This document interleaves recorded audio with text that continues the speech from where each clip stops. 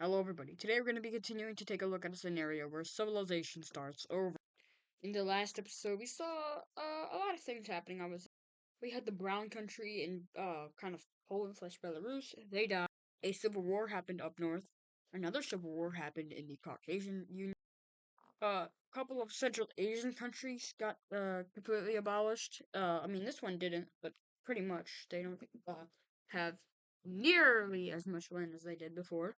And we saw a couple of wars in the Middle East, and well, that is pretty much most of what happened last episode. But in today's video, we're going to see a lot more stuff happen. Well, I don't know about a lot more, but we're going to see some stuff happen. Anyways, if you guys enjoy these videos, please like and subscribe. It really helps. And let's start. So let's go ahead and start over here in southern India. We see Sri Lanka. If you remember, I said this earlier, they are a fascist country. They recently rebelled from South India, and well, that is their first target as a fascist country. They will declare war on the South Indians. So if we go ahead and turn cities on, you can see that there is a couple of major cities within South India. And well, they will start their invasion. We turn on the breath size. They start their invasion, of course, in South India. And you might be wondering, how do they expect to win this? It's literally them against a pretty big Indian country. They did just rebel. However, they're probably weak. If you remember, this was actually like it just happened very quickly. So these guys, I'm guessing, are probably a weak country. And the Sri Lankans are, well, they're getting supplied by some other countries over in the Eurasian region. So that means that they're able to kind of do this. They take the capital of the, well, this country right here. Well, not the capital, they take a major city. And they start moving around, freely. And, well, they get to this major city right here. And then they take all that. So from here, the South Indians are going to go up ahead and say, well, they're going to lose all of their money. They go bankrupt. They have died. They were already not doing good financially, and well, they are no longer have any money. So you can already guess what's going to happen. That is not the right thing. Did every color. There we go. So the South Indians have completely died, and let's go ahead and take a look at this peace treaty. So these guys, the Sri Lankans, they're gonna take all of this land. Now this is not a large amount of land, but they don't care because they're gonna make the rest of this into their own puppet state. And well, yeah, so this is now their own puppet state, and it's a pretty big puppet state. It's bigger than their own country in terms of population. I don't think it is. But anyways, this capital, of course, no longer exists. And well, Sri Lanka is making itself a notable empire. In fact, I really like these borders. Like they're really cool. And the provinces don't even show that it looks cool, but these borders look really cool. They probably won't be staying like that. Just to note that in the future. But we see, if we look at alliances, this is when a lot of the world starts to join alliances because they're realizing the constant threat of, the constant threat of, bad things happening to them. They notice that, well, the parallelogram is a monarchist kind of alliance. Well, if we look in Europe, the Circle Alliance is not that. They are a fascist alliance. The Star Alliance is a democratic alliance, by the way. And the Sri Lankans are gonna go ahead and make their own. Well, they're gonna join the alliance of the circles, which is very like surprising because the Circle Alliance is very far away from the Sri Lankans. However, they do realize that the North Indian Federation is a threat, and the North Indian Federation is of course monarchic. Now, it doesn't mean every country can it doesn't just because you're a monarchist country doesn't mean you could, you know, do well with another monarchist country. That's not how it works. Just because you have the same ideology as another country doesn't mean, or the same way of governments of another country. That doesn't mean you have the same like similarities. Doesn't mean you can get along. That's what I'm trying to say. But in this case, the North Indian Federation does not like this new fascist empire right here, and they're gonna go ahead and join in on an alliance, of course, and that is alliance is going to go ahead and be the Parallelogram Alliance. And well, yeah, so good for them. They are now in this alliance, and now, well, they feel like they're threatened by Sri Lanka, but they're not. They're just kind of weird. I don't know why they thought they're being threatened, but apparently they do. That's why they joined. course, they also feel threatened by these guys because, of course, they are a fascist country, and they also join the Circle Alliance. So these guys are just getting surrounded by fascist countries. The Southern Indians do get this guy, which is a country for a democratic future. Or why did I say the Southern Indians? The Northern Indians get this country. Now, it is for a democratic future. However, they would rather be in alliance, of course, with these guys than fascists. And immediately after that happens, we see these guys joining in on the Circle Alliance. This is the old Tibetan government. And, well, they're not fascist, but they just joined the alliance due to their similarities with these countries right here. And, well, yeah, that's pretty much it. Coming over here to Europe, we see the southern French country leaving the Parallelogram Alliance due to the fact they just joined it to really just be friends. Like they no, not friends. They weren't friends. They never were friends. They just wanted to join due to the fact that they were a strong country, and at the moment, strong countries joined the Parallelogram Alliance. Like Poland, they joined the Parallelogram Alliance. These guys did. The Sicilians, I don't think they did. But of course, other countries joined the Parallelogram Alliance because it was a very popular thing with everybody. And also Polish, they wanted land. The Northern Italians wanted land. The Southern French wanted land.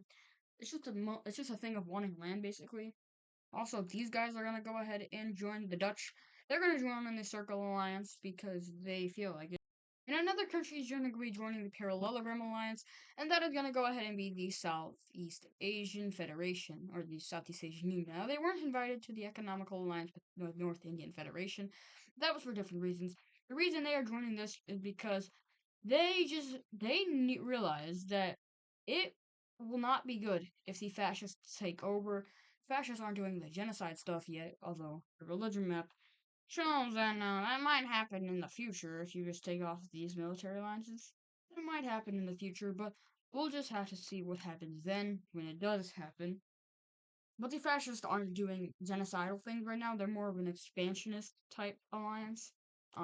Well, obviously, I mean, just look at what Sri Lanka did and this country right here. They both invaded. And the last country that will join an alliance or for today, it's gonna be the Chinese. They join on the Parallelogram Alliance. And well, it seems like the Parallelogram Alliance is like doing way better than the Circle Alliance is. And you are pretty correct on that. But the Circle Alliance is growing in numbers. Bulgaria is very strong. Poland is the fifth strongest country. These guys are growing. These guys are growing. These guys are growing. These guys are also, and of course, these guys especially are growing as they have plans to move up into India, into Africa, and even into Southeast Asia. But we will have to see what the Sri Lankans do. Um, they won't do anything right now, though.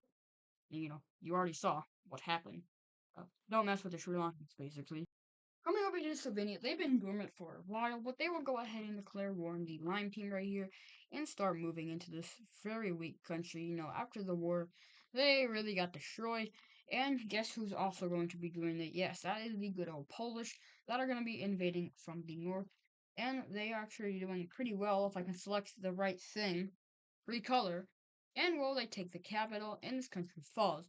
However, something very bad for the Slovenians is about to happen, and that's the Slovenians actually moving in on the capital when they thought that it wasn't taken yet, so they were moving in on the capital, and of course killed Polish forces while doing so, thinking the Lime team forces, and well now the Circle team in Poland, because Poland's part of the Circle Alliance, they full on declare war on the Slovenians, and well that means the Slovenians are just about to get cooked.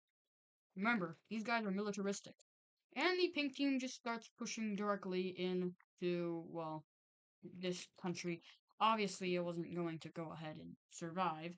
And it was also pushing in the guys known as the red team over here. They're pushing in to former lands which their predecessors, there's a purple country over here. I'm pretty sure, yes. There's a purple. Well, before the purple country was the blue team, and then it was a purple country, and then I got destroyed by the Slovenians. And then, well, no, this came out of it. And then this annex these guys. I don't really remember what happened, but these guys are taking former lands, which they might have owned. And, well, clearly it's not going well for them, as now even Polish make an invasion. which is not good for them. They take this part and meet up with the red team right here, in which they form a very bad front line for the Slovenians to fight until another country gets involved in this war, and that is going to be the good old Northern Italians who speed through this area right here. However, the Polish just straight on cut them off, and well, they take the capital, and from here the rest of Slovenia is going to go ahead and fall. So let's take a look at this peace treaty. So first of all, the Polish, they're gonna go ahead and annex all of this country right here. They do that because they can, and they also annex a lot more lands around them in Slovenia, and they also annex all of this. Good for them, I guess, and that. And the Orange Italians, they're gonna get this pretty good chunk of land. They're basically just Italy now, if you really think about it. I mean, just look at them. They're basically just Italy. And of course, the Bosnian slash Montenegrins will get the rest, and now I will call them Bosnia because they pretty much already were. Um, yeah, and Slovenia's capital, it's not just a city. I mean, it was already a city, but you know what I mean. Also, why is this here? I don't like this. Not a great thing. Why is this here? Oh my, why is this here? There, I got rid of it. No, I didn't appear. Why am I over here? Die. And well, we can see that there's becoming less and less countries in Europe by the episode. And well, this place is probably going to lose a lot of countries in the upcoming episode. I'm looking at these two right here and these two right here. I also did this, which is the economical ranking. So, number one in the economical rankings was the British Union. Um, they are really good at economical. This isn't just trade. This is just economical. So, yeah. Number two is the Blue Iberians. They have a very large colonial empire, which is obviously fueling their economy. Three is rightfully the Southeast Asian Union. I mean, look at this country. Number four is the Chinese. They are doing pretty good economic, obviously. Five is the red team. You know, once again, large colonial empire in Nigeria and Canada. Number six is the North Indian Federation with the Bay of Bengal, and of course the Indian Ocean, Arabian Sea, and obviously it gets trade and it goes through. I'm assuming the Suez Canal has already been built. It goes to Suez Canal, and then it goes down through the Gulf of Aden. So this is probably also a good beneficial country, economical. And then, of course, the trade goes into the North Indian Federation. It goes around Sri Lanka, which makes Sri Lanka probably one of a good economy. But number seven is the Sicilians. I decided to put them because they were always good economically. Sometimes they weren't good in terms of military, but they were always really good economically. Number eight is the Greeks, same thing. And number nine is going to go ahead and be the Southern French. They are a very interesting country, I will say. And then finally, number 10 is actually going to go ahead and be Australia. Now, Australia is a very great economical country, surprisingly. Um, alright military, great economy, and great navy, all that type of stuff. This is actually way more populated than Australia is in real life. I would say right now it has about 35 to 40 million people, which is more than Australia has in real life. And this is obviously coming to the when the modern day eventually comes in the series, this will have probably around 60 million population or more than that, I will say, which is really good for Australia. And I will say most of the population is here, suggested by the cities, and also just suggested by the provinces. As you can see, most of the population is over there. And well, that was our economical rankings. Our military rankings have been the same for the last like one episode. I think I showed it last time. I don't really care if I did or not. Coming over here to Cyprus, they are well, they're a very interesting country. They have a lot of plans, and well, their plans have just been revealed to the general public of the world, and their plans, well, include invading, conquering, taking, not in a fascist way, more just an expansionist, because expansionism doesn't exactly equal fascism. In this universe, it's a little bit different. It's more of, but this is in a different, and it resembles something a little different. But seeing that their plans have been leaked, and that there's really no turning back from this, they are just gonna go ahead and go what their plan said, and go, well, they're gonna go ape chart. I'm not gonna say what I wanted to, but, well, turn on cities, let's go ahead and take a look at this. So they start invading this country, the brown team, and they take it very rapidly to take all these cities up here in the north, which we're mainly focused on. Eventually, they capture the capital, and all the brown team is secured for these guys. And well, they're gonna move their military now into the red country, taking a lot of this land right here in the southern region. And well, take these cities, take those cities, cut the country into many halves, take the halves first, and then focus on the main portion. Eventually, they encircle the capital of the red country and fully take it. And there goes the red country. So they have a lot of land now. And now, next target, right? You. Yeah. So you just got out of a war, and you're actually pretty weak. So yeah, you get invaded, and all your cities are captured, and then you fall. And well, now what do we do? Because that was actually all of their plans, and they have just completed it. Well, a major kind of a major like stop stop doing what you're doing has happened. And that is a pact, it's not an alliance, it's just a pact to get rid of. And that is held by a couple of countries. Those countries are the Iranian team, the gold Sinai country right here, and all of these other Anatolian countries. Brown, brown one, the blue one, the pink one, the yellow one, slash beige, and then the blue one. All declare war on the Cypriots. Bad for them, of course. And well, this pack starts to invade. And yeah, so these countries are slowly getting liberated. Actually, not slowly, they're getting liberated very fast. Because they move their troops from one that's not what I wanted to do. They moved their troops from one country to invade it. So when they got done invading the brown country, they moved literally every single one of the troops to invade this country, and then they moved every single one of the troops to invade this country. And of course, that's now all crashing down on them. As well, the people that have joined this pack are starting to liberate the countries that was overthrown. In fact, they liberate all of this country, the pink one, slash orange, beige, not orange, but like pink, orange, red kind of country. And now it's this country, the red team. Now, the thing is, all of these countries are under one banner in terms of army. Well, not like only for the war. And I'm just gonna represent that as a bluish because it's probably the strongest country here because it's like it's the oldest. And well, they start invading. However, it is very hard for them to do so, as this is the most heavily guarded territory so far, and they're having actually a lot of trouble with it. But eventually they do get cut off from their Cyprus government, and well, this fully goes back to what it was. And well, if we take a look at the former map, we can just go ahead and bring them back. There we go. They are back. Yay. If it registers, there it goes. And well, it's time for Cyprus. And no, oh, oh no, well, that collapses, and then they collapse. So yeah, this will be very interesting. The Cypriots have been a common issue for the whole Middle Eastern region for pretty much everybody over here. And well, let's go ahead and take a look at a peace treaty. And for the main Cyprus island, it will be a new country, being this bluish team, and their capital, of course, will be in Cyprus, where the old Cyprus capital was. But yeah, so that Cyprus country has just been erased from humanity. Yeah, not very good for them. But who cares? It was just Cyprus.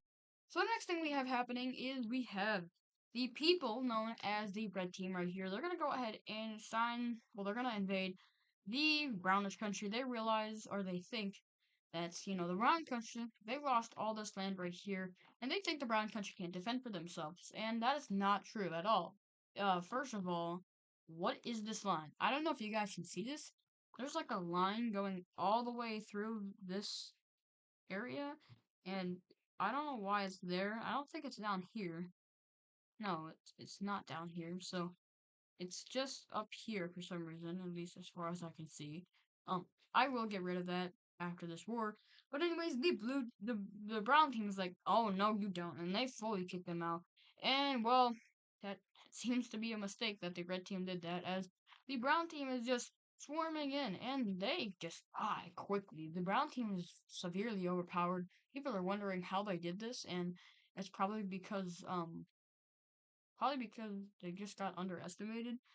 And this red country was a very weak country, but they thought they could beat the brown team for some reason. I guess they're stupid.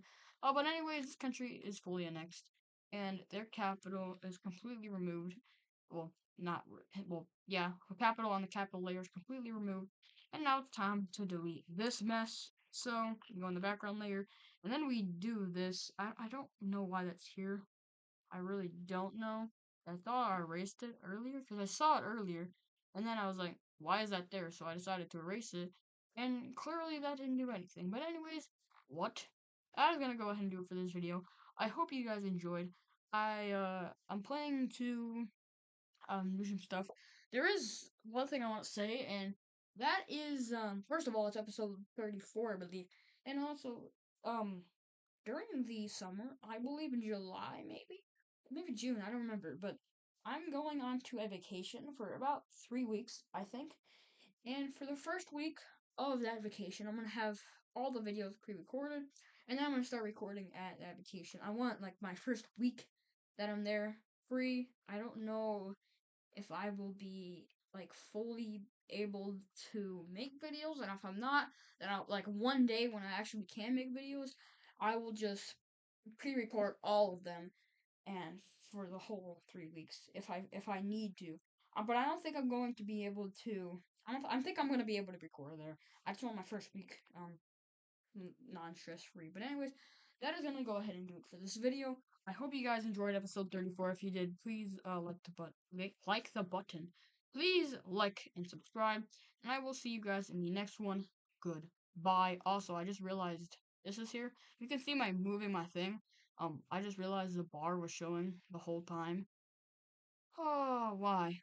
Why did that have to do that? Anyways, yeah, like I said, I hope you guys enjoyed the video.